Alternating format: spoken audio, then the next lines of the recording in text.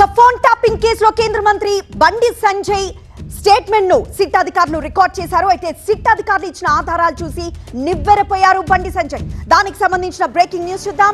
బండి సంజయ్ కి 5 పేజీల వివరాలు ఇచ్చింది సిట్.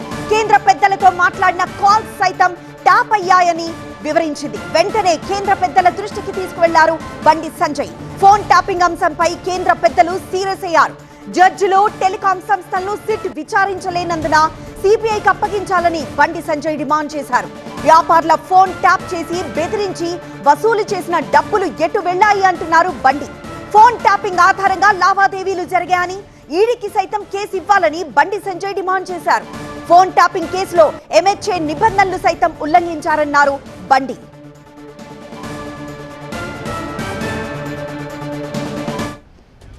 కేసీఆర్ ప్రభుత్వంలో తన ఫోన్ అత్యధికంగా ఫోన్ ట్యాపింగ్ జరిగిందని ఆరోపించారు బండి సంజయ్.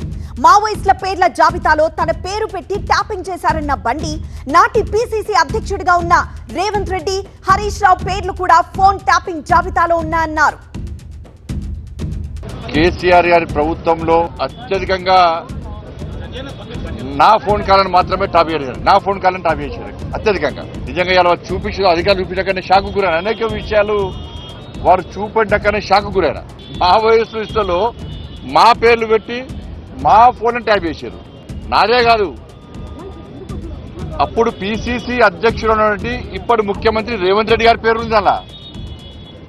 కేసీఆర్ అల్లుడు హరీష్ రావు పేరు కూడా ఉంది అలా.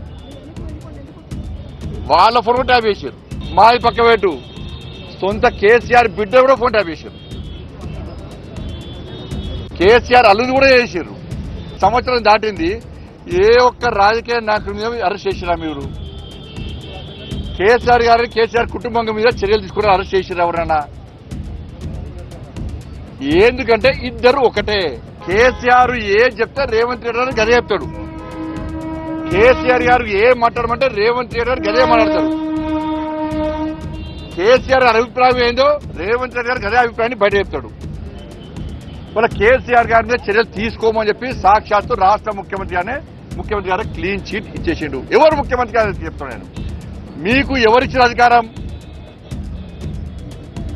అరెస్ట్ చేయాలని చెప్పడానికి? రాష్ట్ర ముఖ్యమంత్రి ఎవరు చెప్తే పోలీసు వాళ్ళు చెప్పి కోర్టు చెప్పాలి. డ్రగ్స్ కేసు బయట తీస్తాం, ఫామ్ హౌస్ కేసు బయట తీస్తాం, ఫోన్ ట్యాపింగ్ కేసు బయట తీస్తాం, కాళేశ్వరం కేసు బయట తీస్తాం, ఫార్ములా ఈ కేసు బయట తీస్తాం.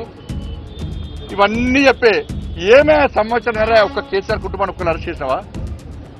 పోనీ తెలంగాణ సమాజం మొత్తము అరెస్ట్ చేస్తారు కావచ్చు అని కళ్ళకు చూస్తున్నారు. లాస్ట్కు ముఖ్యమంత్రి క్లీన్ చిట్ చేసింది. ఈ ప్రభుత్వం మీద నమ్మకం లేదు. ఈ సిడ్కు జడ్జిలను పిలిచే అధికారం లేదు. రాష్ట్ర ముఖ్యమంత్రి గారిని ఇతను పిలిచే అధికారం లేదు. ఇవాళ వేల కోట్ల రూపాయలు లావాదేవీలు స్కామ్ జరిగింది ఫోన్ ట్యాపింగ్ ద్వారా. వాటి మీద విచారించే అధికారం లేదు. కాబట్టి దీన్ని సిబిఐకి ఇవ్వాలని చెప్పి మేము న్యాయమైన డిమాండ్ చేస్తున్నాం.